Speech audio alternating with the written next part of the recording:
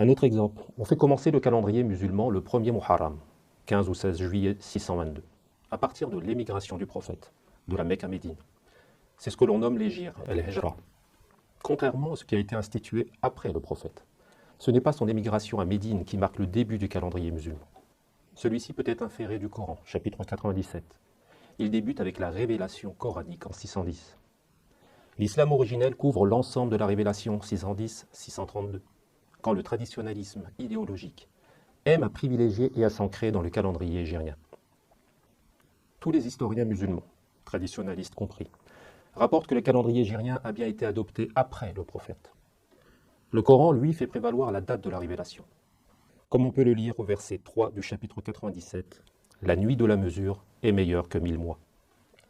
Le bon sens veut qu'un calendrier soit tenu à partir d'un événement initial. Il est évident que l'islam n'a pas commencé avec l'hégire, mais avec la révélation coranique. L'adoption après le prophète du calendrier hégirien a des répercussions sentencieuses d'ordre politique, théologique et jurisprudentiel. Insinuamment, elle a permis et permet encore aux traditionalistes de faussement étayer leur idéologie, privilégiant exégétiquement la période médinoise sur et au détriment de la période mécoise.